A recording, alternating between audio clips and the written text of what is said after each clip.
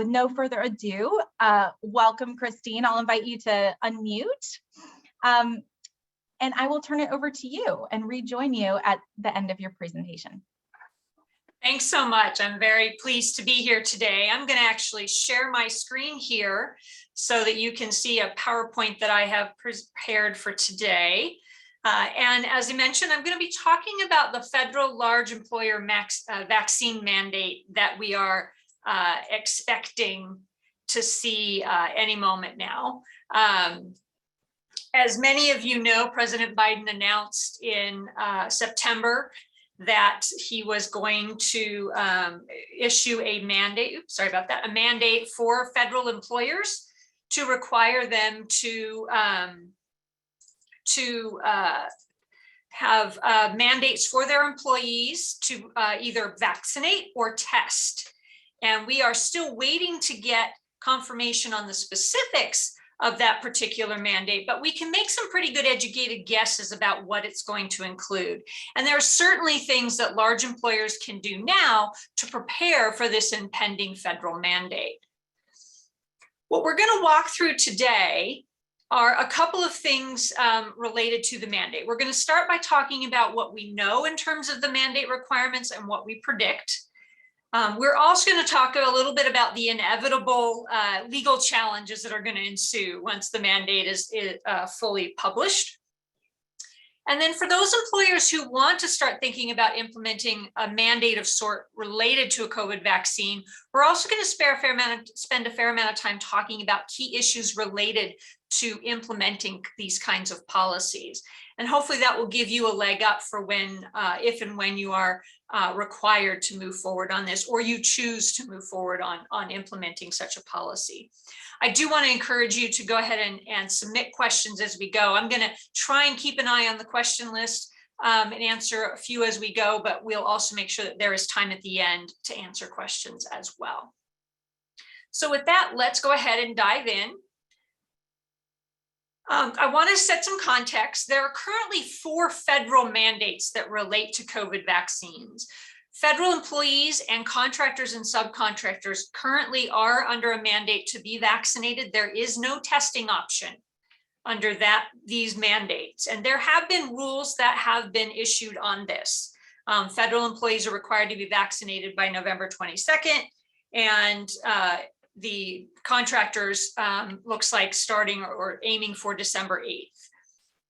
In addition, Biden has announced that there will be regulations issued requiring employees of providers that receive Medicare and Medicaid program dollars to also be vaccinated. Every indication is that will not include a testing alternative either.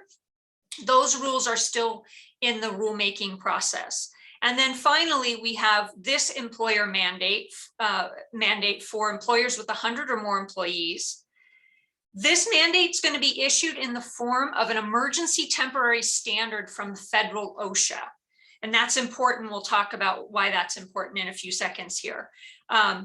We have a little bit of information now, but as I said, I think with these other federal mandates, we're going to have some information that help us make some good educated guesses.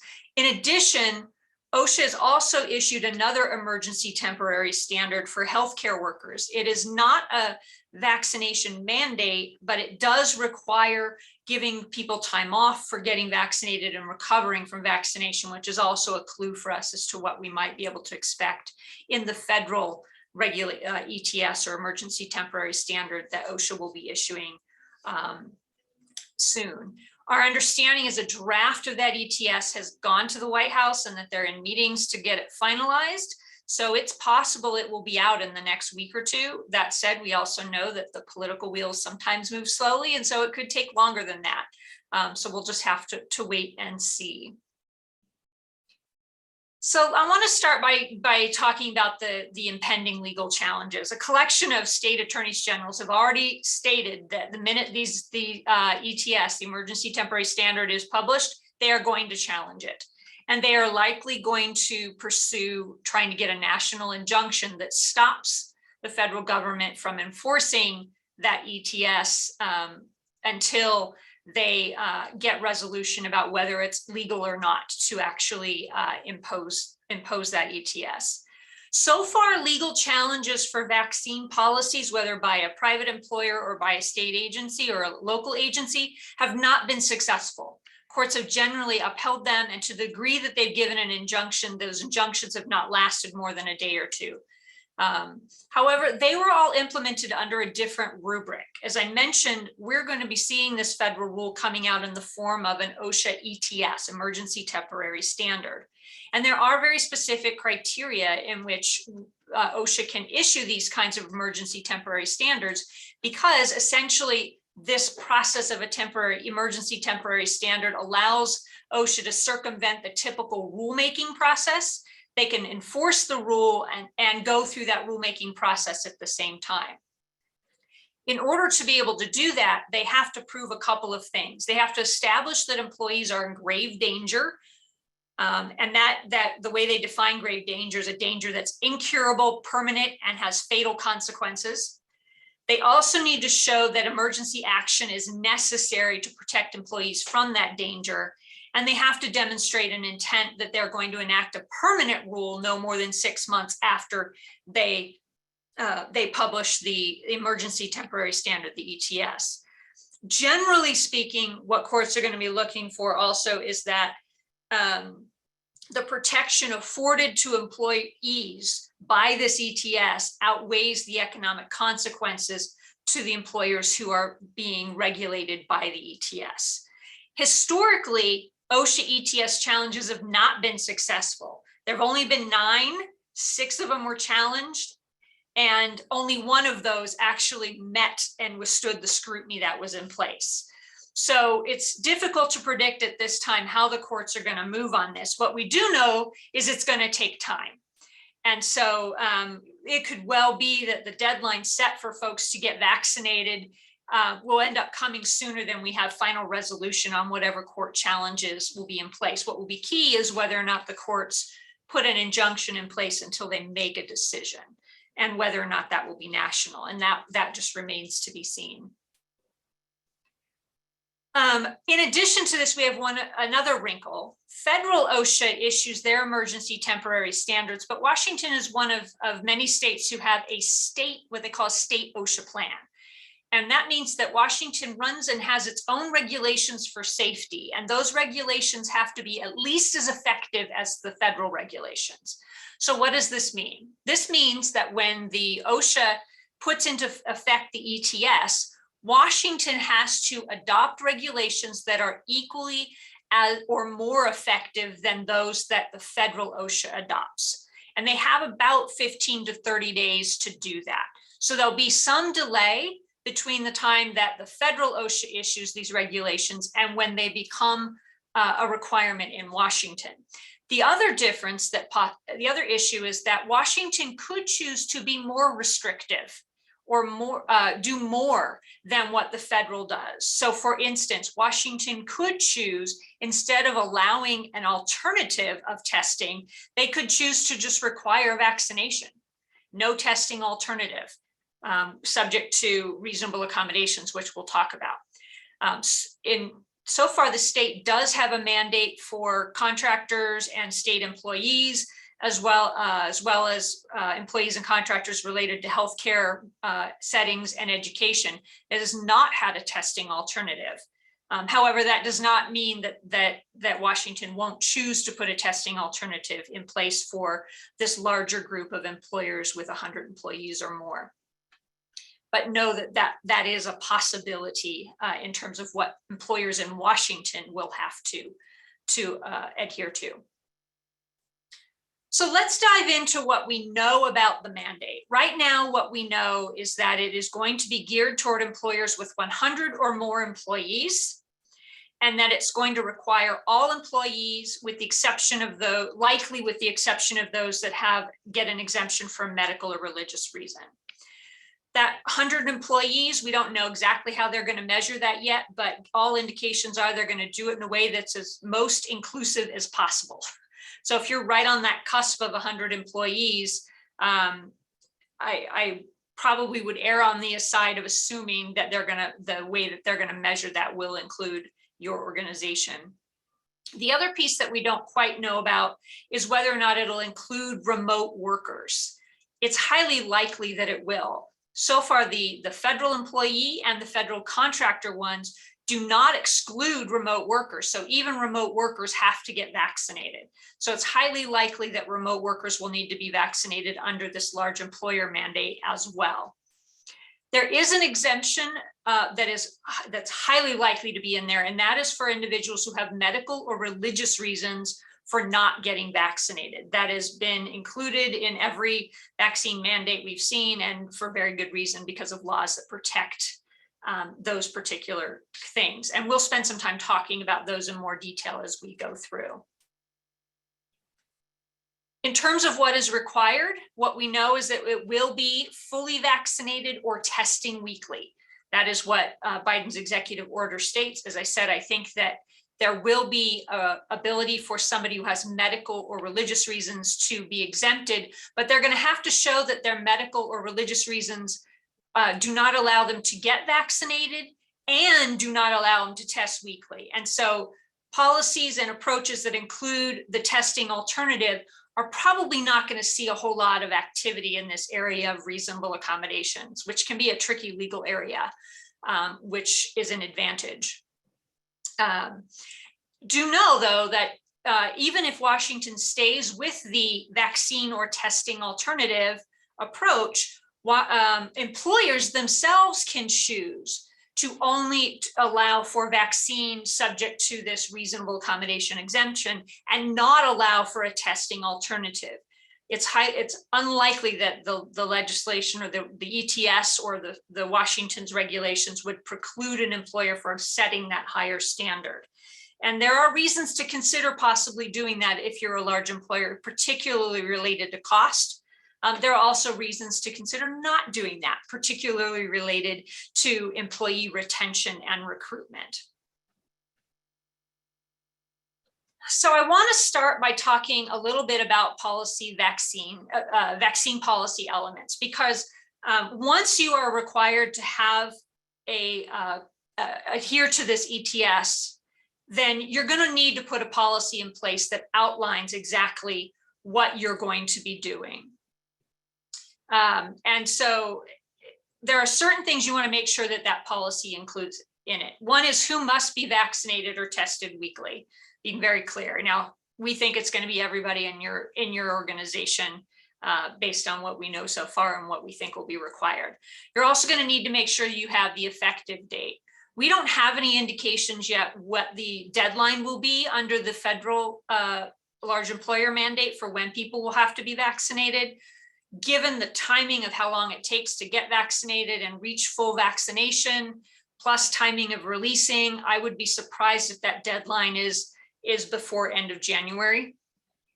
But if you as an employer choose to move forward before everything is set up or published, you can set that effective date as well for a sooner time. You're also going to need to talk about in your policy vaccine verification requirements and the process for verification, the testing process and standards, address pay and paid time off, consequences for not being vaccinated or submitting tests, reasonable accommodations, and relationship to safety protocols. I'm going to walk through elements of each of these as we go forward now to give you a sense of the kinds of issues you need to think through and some of the legal parameters that you need to build into your process as you put into place these kinds of vaccine mandates. I won't be spending time talking about relation to safety protocols. Currently, the protocols for vaccinated and unvaccinated folks in Washington are the same. In the future, that may change. Some of you may remember briefly we flirted with the notion that people who are vaccinated didn't have to wear masks. That disappeared thanks to Delta variant. But we may see some differentiation in the future that you may have to address in a policy. So let's start with vaccine verification. Whether you take a fully vaccinated approach or you take a vaccination or testing approach, vaccines with a testing alternative, you're going to have a process for collecting verification of somebody being fully vaccinated.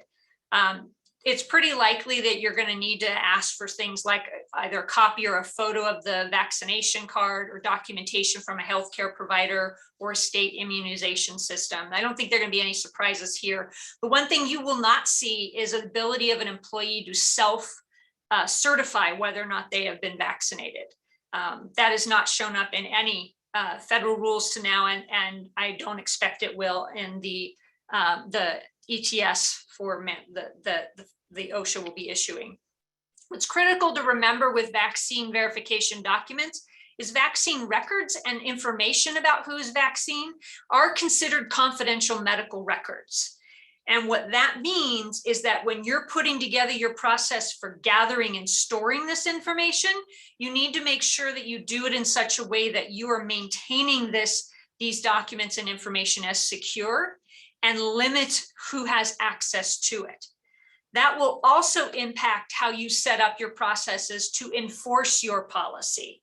And so you're going to want to be very careful in how you set up those processes.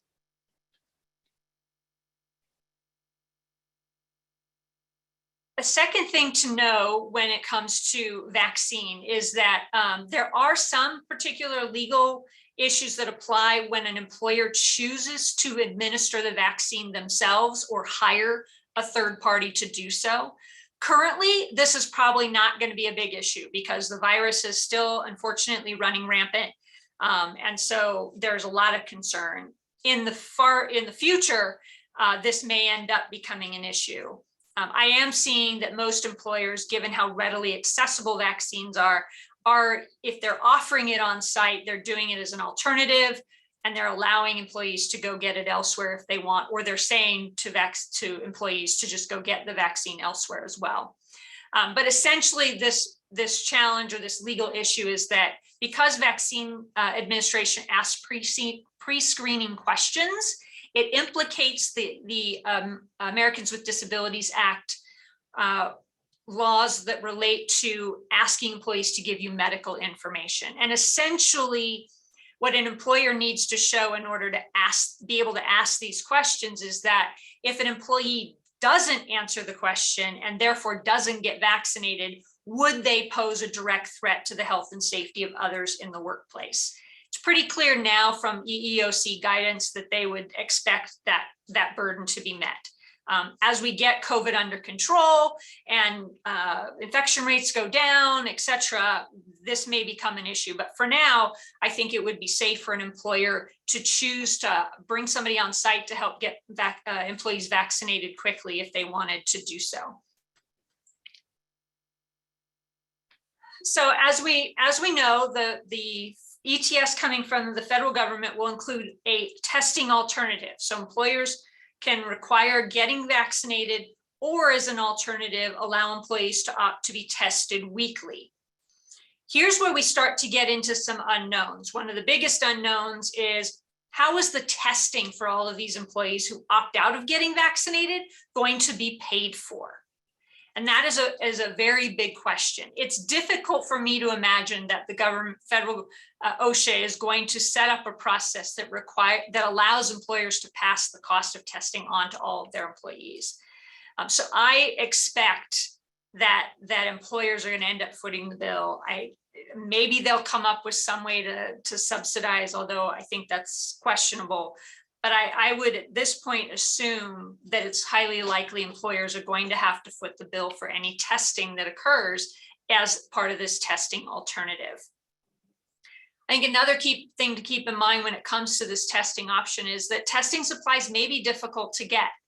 When Biden first announced that he was setting up this vaccine or testing mandate, we already started to see testing supplies, the supply of them to go down. And although Biden has said that he's made efforts to try and get the producers of tests to increase production, you may find yourselves in a position where employees can't get their hands on tests easily or can't get test results back in a timely manner. So that's something to keep in mind.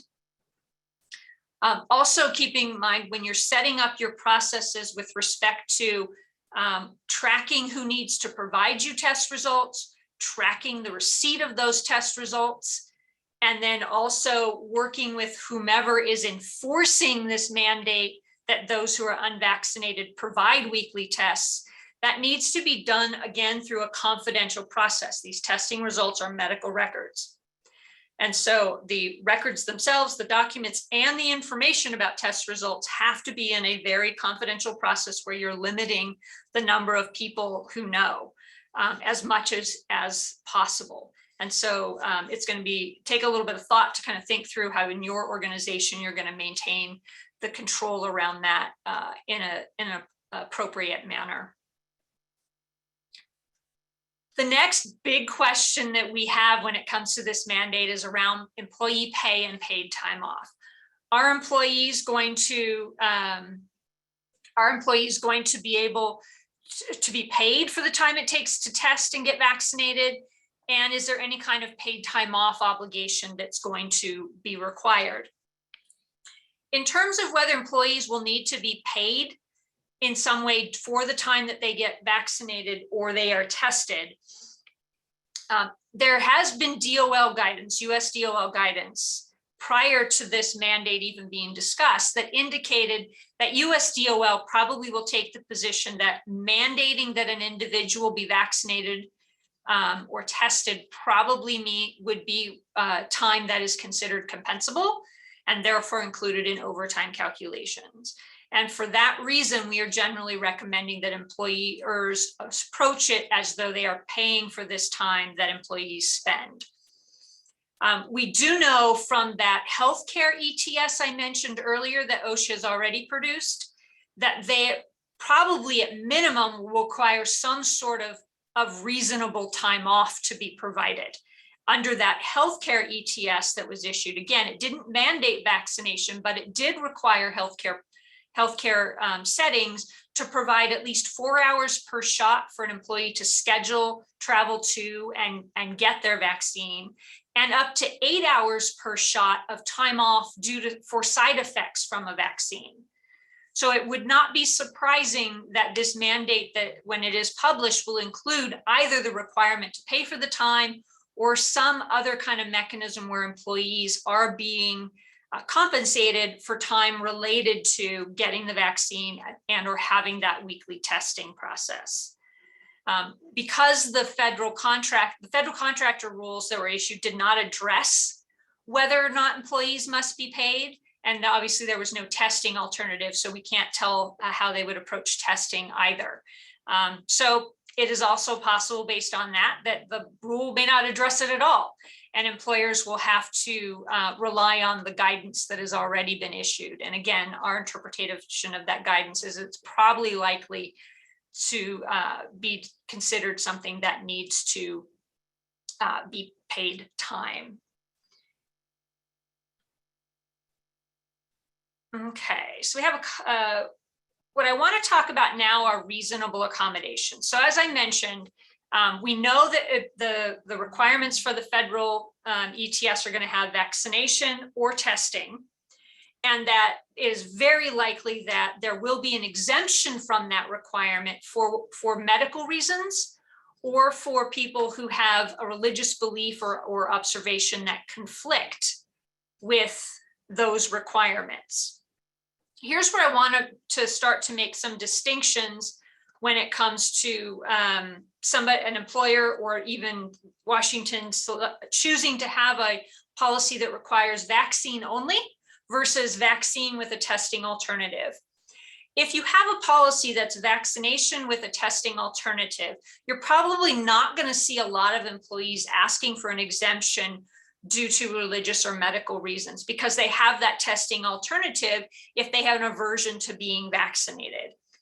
On the flip side, if you go with a policy that requires people to get vaccinated and you don't offer the alternative of testing to everybody, you probably are going to see a lot more of these requests for exemption due to particularly religious reasons and sometimes medical reasons. And so you'll have a little more legal risk in this area depending on how you handle them.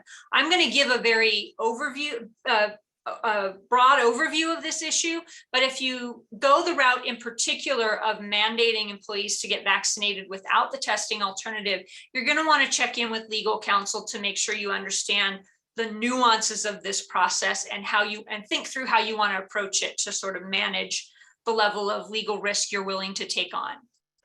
So with that intro, again, we're likely to see that people will have to be either vaccinated or tested unless they have a disability, a pregnancy, or some sort of closely held religious belief, observance, or practice that conflicts with this requirement to be vaccinated or tested, right? And in the context of vaccination and testing alternative, they would have to have a medical or religious reason that prevents both of those things. If you do have somebody that submits a request for an exemption because of a medical reason or a religious reason, you have to engage in the interactive process. This whole issue is governed by the Americans with Disabilities Act, the ADA, and there's the Washington Law Against Discrimination, which is essentially the ADA equivalent, although it's much broader. And it, by law, requires you to interact and have a discussion with the employee about why they need an accommodation and what kinds of accommodations they are going to need. You are going to need to make sure you're maintaining confidentiality about requests for accommodations for folks and the reasons for them, just like you do vaccination status. The request for accommodation for medical reasons, you're going to need to require, or we recommend you require some sort of documentation for a healthcare provider. We recommend using a COVID-19 specific form. This is such a unique issue that using a typical form used in the reasonable accommodation process under normal circumstances tends to not work well in this process. So we do recommend using a form that's specifically tailored to this issue of testing and vaccination. As a general rule, you're going to be relying on whatever that healthcare provider says. And for any of you who have gone through this reasonable accommodation process in other contexts, you will know that sometimes you get things from healthcare providers that you don't always think make sense. But the reality is the law looks at it as this employee's healthcare provider knows this employee, and therefore employers generally should be relying on that. You can seek clarification if the information you're getting is not clear or is missing a piece of vital information. Or if there's some very, very obvious concerns or disconnects, then there are some situations where you can then take some steps to challenge what that healthcare provider is saying. We would recommend getting legal counsel involved if you choose to do that. In terms of making a decision around accommodations for medical reasons, an employer could still require vaccination or testing if there is a direct threat because of the situation. In this case, the direct threat that would be that which an unvaccinated employee would bring to the workplace. And there's some pretty solid basis for establishing that an unvaccinated person brings a threat. But there's a direct threat and no reasonable accommodation that reduces that threat. In other words, there's nothing you can do to make it reasonably less risky to have an unvaccinated person in your environment. That essentially means that you need to look at any other kinds of safety protocols that you can put in place that would make it much more safe for an unvaccinated person to be in your workplace. Another alternative is if you can show that if there is an accommodation, that accommodation causes undue hardship to you as an employer. That is a very high bar. It's defined as an action requiring significant difficulty or expense.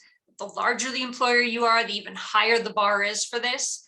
We always call this the option of last resorts. And if you're going to try and rely on an undue hardship type of argument, you definitely want to have an attorney involved to help you understand the risks that go along there. It's a very case-by-case kinds of situation, and there are no bright lines when it comes to that analysis.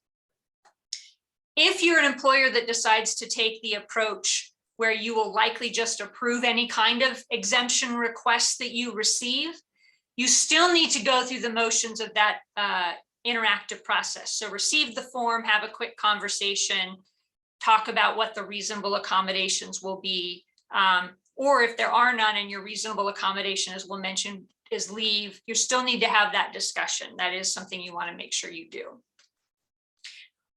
For individuals or employers we've had that are mandating, we're not seeing a lot of medical exemptions. What we are seeing is a lot of religious exemptions being requested. And this is a much more difficult environment to operate on. The ADA and the Washington equivalent law, sorry, not the ADA, but Title VII governs this at the federal level, and there's an equivalent law at the state level. They define religion very broadly. And what they require is that an employee have some sort of religious belief or observance or practice that is sincerely held and meaningful, right? The employee's not just making up that they actually believe it, in other words. The EEOC recommends assuming that a request is based on a sincerely held religious belief. Don't doubt what you're getting unless you have very clear evidence to the contrary. And that's what most lawyers, including myself, will say to you, is that there's a lot of legal risk in trying to say that an employee doesn't really believe what they are saying on their form unless you've got some very clear statements to point to or activities that conflict with what they're saying to point to. Can it be done? Yes. Are there ways to sort of increase the sense of challenge? Yes. But as a general rule, we typically say it's less risky to just sort of accept, absent somebody saying to you, oh no, I lied on my form, or I don't really have a religious belief. In terms of documentation, for medical, we said you can go to a doctor. For religious, there isn't the same kind of equivalent. You don't want to carte blanche, everybody has to provide a document from a third party. Because the way religion is broadly defined, it can be something that somebody in and of themselves believes, even if it's different than the religion they belong to. So for example, if they say they belong to the Catholic Church, the Pope has already said he thinks people should get vaccinated, but they individually can say, no, I still don't believe that I should get vaccinated for religious reasons. Here's why. So you should not be automatically asking them to bring in something from their pastor or their priest or whatnot. Whether you require documentation and what kind of documentation is going to be very specific to that situation that you're looking at. We have generally found that employers who want to do a little more challenge for employee requests for religious reasons should chat with counsel to figure out where the right line is to draw in terms of how to go about doing that, so that you're at least making educated choices around the legal risk that you might be taking on. The bar, however, for not providing an accommodation for a religious exemption request, even if you believe the religious reason they're giving is true, is lower than it is for medical. So the law basically says that you're not required to provide a reasonable accommodation if, again, use the term undue hardship to the employer again, but they define it as no more than a de minimis cost or burden. So for example, if you determine that the only reasonable accommodation you do, the only thing you can do to make it safer to have an unvaccinated person in the workplace is to test daily, and the cost of testing daily is astronomical, or not even astronomical, but significant, you probably could meet that bar. However, it's going to create some challenges if you are denying folks under the religious for something that meets that low bar, but not for folks under the medical. So you're going to want to chat through with counsel how best to approach that reasonable accommodation in your kind of environment. Oop, I apologize, I did not forward my screens. Let's talk a little bit about what reasonable accommodations could be. As I mentioned, what we're looking at are things that can be done to help make it safer for an unvaccinated person to be in your workforce, over and above what you're already requiring for every employee, including vaccinated employees.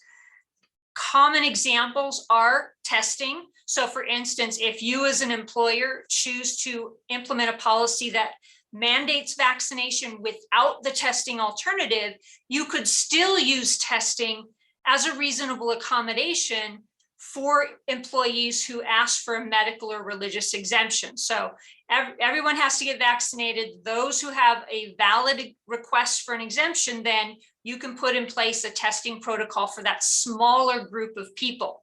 That would make the testing process and cost more manageable for you if you chose to go that route. You can also look at enhanced PPE, so higher level masks being required, possibly looking at ways to create more barriers between people as they're interacting, more social distancing. A lot of employers, depending on your context, have already put a lot of that stuff in place. And so what I'm typically seeing is we'll see maybe increased requirement in terms of the type of mask that needs to be worn. But most often what I'm seeing is for jobs that people have to be on site for, testing is the typical reasonable accommodation that is provided. You also could consider telework. And even though we think the mandate that we're going to see will include a mandate for individuals who are working remotely, telework as a reasonable accommodation would still be an option for you for somebody who is exempt. And that basically means they don't ever come into the office. They can't come into the office. They have to work 100% from home. You could also look at reassignments to positions where people are in jobs and in work locations where they're not interacting with other people, where they are able to pretty much all the time maintain that social distancing and that not exposing themselves or others while they're working day in and day out.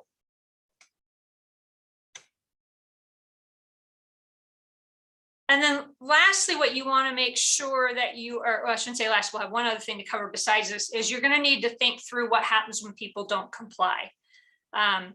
One of the good things about a vaccine mandate with the testing alternative is you're probably going to have less of a revolt from employees, right? Because they can agree to do the weekly testing, those that have a high aversion to being vaccinated don't feel the need to fight as hard, won't feel the need to quit.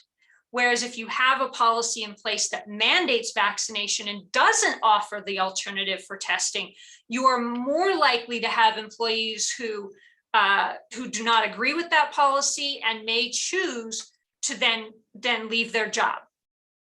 And so I think that's important to keep in mind.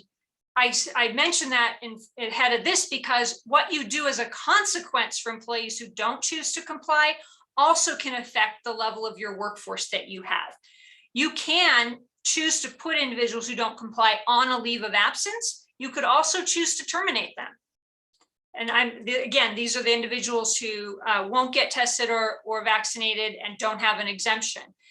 The benefit of putting them on leave is that it makes it easier to bring those people back into the workplace as soon as either you're able to change your policy, or in many cases, we're finding employees, as soon as they find out an employer is serious about them not working, will then go get vaccinated.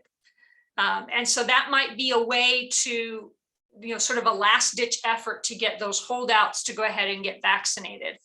But again, you can also go straight to termination on there. I wanted to mention a couple of other legal issues that I often get asked about. When you put a mandatory vaccination or testing policy in place, you're going to want to make sure when you have new hires that your offer letters clearly state that mandate or that requirement as a condition of employment. You also want to make sure that you are not asking a candidate whether they are vaccinated or not until after you have made an offer of employment with that contingency. To do so means you're essentially going against the EEOC guidance around employers asking questions about medical issues of candidates. It also helps you avoid discrimination lawsuits, because if you know ahead of time somebody's vaccination status and it happens to be that everyone you've asked and said who's not vaccinated is because of a medical reason, you start to have a pattern where people with medical issues are being targeted. And that gives the footholds for discrimination kinds of lawsuits. I often get asked what happens with workers' comp if somebody has a reaction to a vaccine. It is likely that somebody having a significant severe reaction to a vaccine that is mandated would be covered under workers' compensation.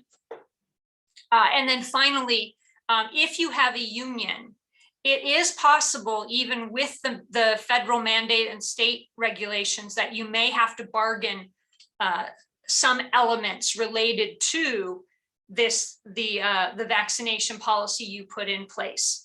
Even if you aren't required, what we're finding in some cases, unions are being a real asset in helping employers with whatever approach they're taking. So trying to get union buy-in on how your approach is a positive thing. So with that overview, we've left a fair amount of time here for questions, and I can see that a number of them have come in. So let's go ahead and dive into those questions. Great, that was really helpful. So a couple, I'm going to try and group these a little thematically and go through them.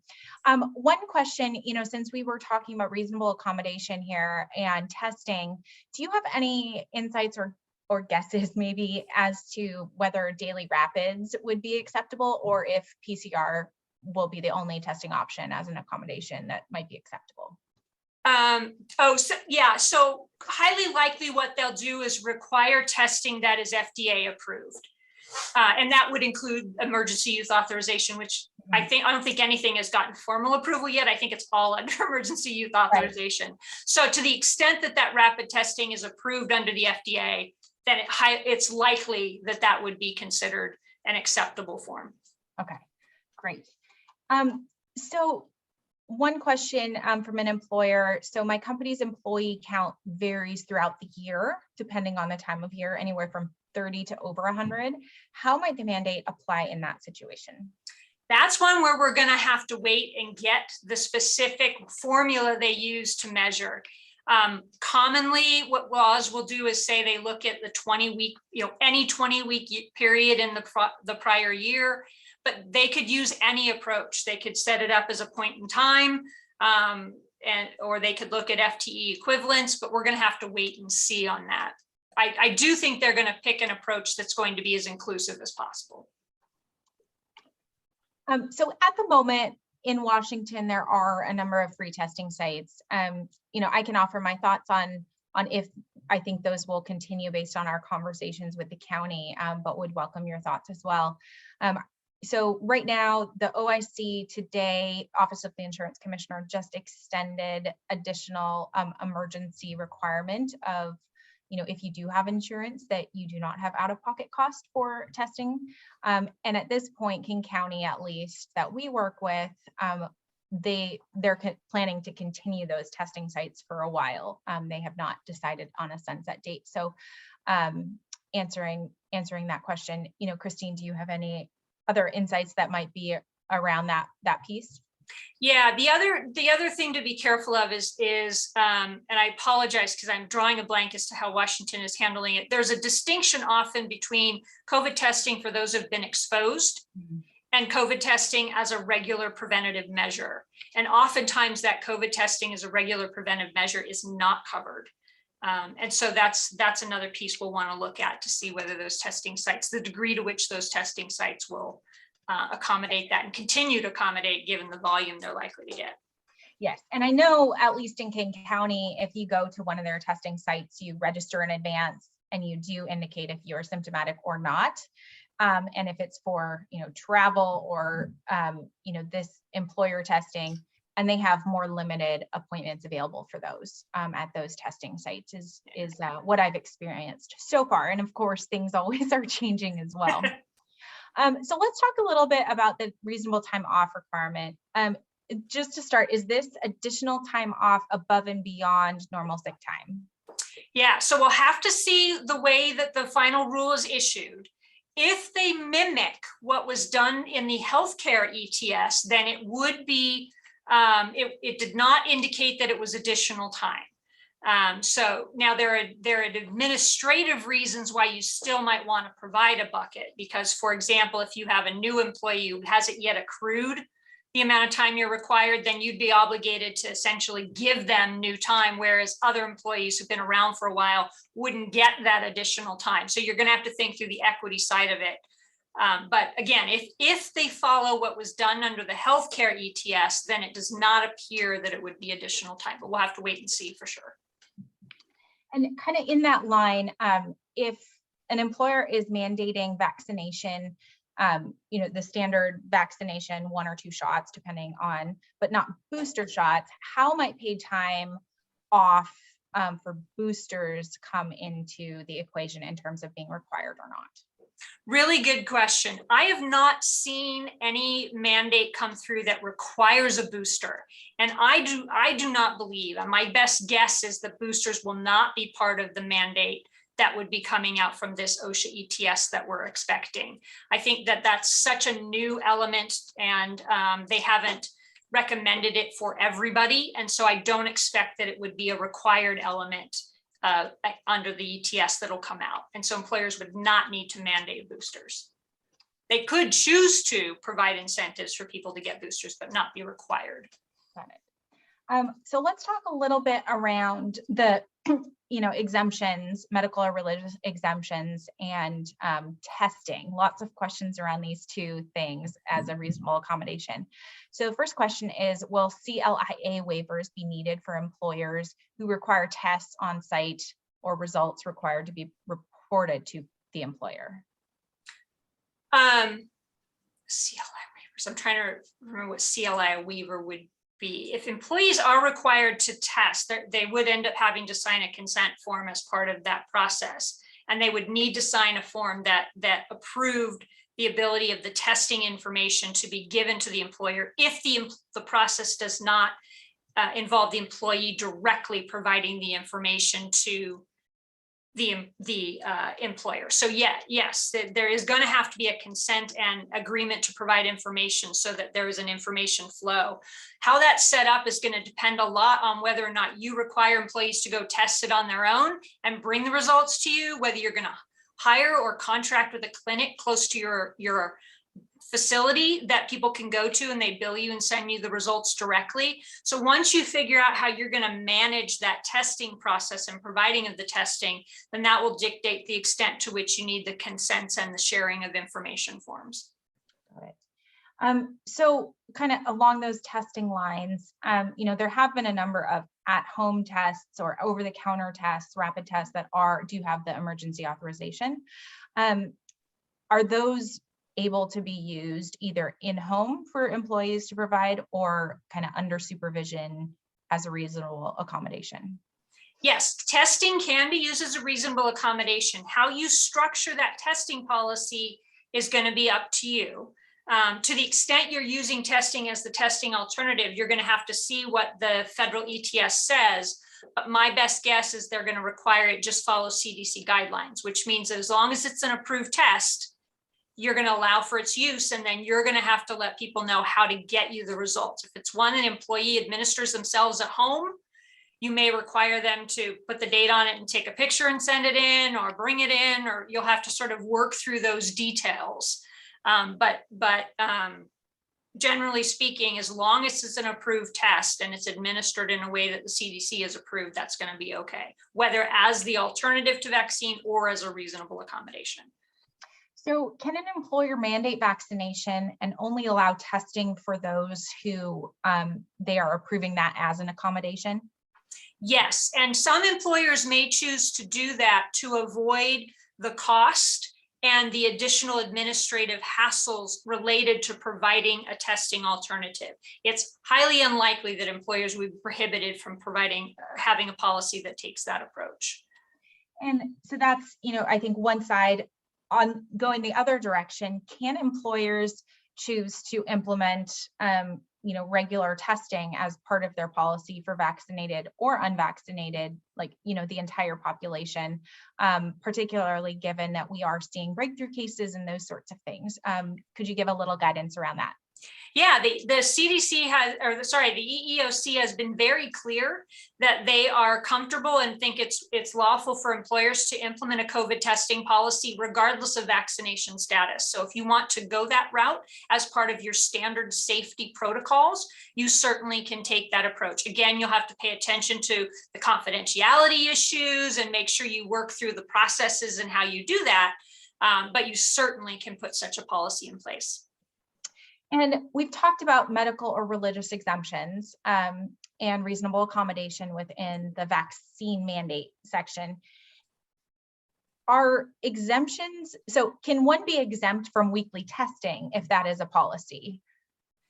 Yeah, so it gets a little tricky depending on what your policy is. If you have a policy that requires weekly testing and we're not attaching it to vaccination, then yes, you would have to offer reasonable accommodations for somebody who has a medical or religious reason that prevents them from getting tested. If you have a policy that is vaccination or testing, then you would be likely obligated to provide reasonable accommodations to somebody who, for a medical or religious reasons, can't get vaccinated and can't get tested, because they've already got two options. So the only way to get exempt from that policy if neither option is available to them. Right. So is there any, I'd welcome your thoughts on testing expenses, and who should be paying for those? Is that the employer or the employee under reasonable accommodation? And second, do you think that those would be eligible for FEMA reimbursement under the emergency declaration? Yeah, this is the big question that nobody has an answer to yet. And I've not seen any indications about where they're leaning.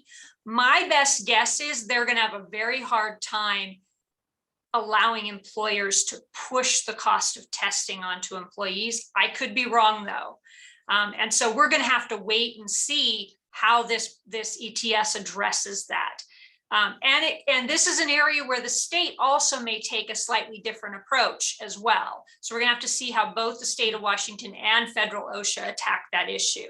That said, with respect to the FEMA dollars, I've actually not looked into that. And so I would need to look into that to provide you any thoughts on that particular element. Okay. For the individual who submitted that question, we'll reach back out to you and maybe be able to help liaise with that answer. So another question, so if there's a testing policy, at what point can you discipline an employee due to missing a test or shifts due to not having results? Yeah, so just like any other policy, you have it in place. You need to be consistent in how you discipline against it. If you make it clear to people up front that one missed test and you're done, and you are consistent, then you can take that approach. What I would recommend is that you be very clear with folks about consequences for missing a test. Maybe it's that you allow one missed test, but if they miss a second one, that's it. But you're going to want to be clear, test or no work. And that, quite frankly, that's probably going to be the biggest incentive. If you don't show up with the test, you're not allowed to walk in the door and complete your shift. If you don't walk in the door and complete your shift, you've got an unexcused absence.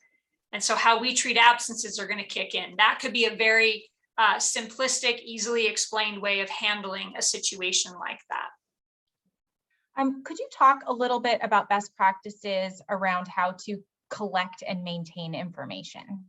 Yeah, this is where your technology support is going to play a very big role. What we're seeing a lot of employers do who have the technology ability to do it is they set up secure technology links where employees can take a picture of a test result or take a picture of a vaccine card and upload it into a system that maintains everything that is uploaded in a secure setting that only has certain people with access to it. And that is going to be your best method. There are a number of software options that have popped up in the marketplace as well right now that will help you manage this vaccination tracking status. And I'm not sure if they also have the testing piece to it, but if they haven't, I would be shocked if they didn't start adding it, knowing what's coming down the pike. So if you're a larger employer, I really encourage you to start looking at some of those software options so that you're not trying to come up with reinventing the wheel when there are a lot of really good solutions that are already out there. And that probably will also help you in sharing of information with those you have tagged as being responsible for enforcing these policies. So making sure that an unvaccinated person doesn't come to work unless they've provided a test, for example. Great. Well, thank you so much. We were able to get through all of our questions, which is just fantastic. And again, thank you for your time and allowing our employers to engage with you and learn from you and kind of workshop some of these questions that are top of mind. As a reminder, this webinar was recorded, and you will be getting a post-event email from the Seattle Metropolitan Chamber of Commerce team, likely Lee Jacobson, and that will contain a link to this recorded webinar, as well as a few resources, the PowerPoint slide, etc., from Christine. Take care and have a good day.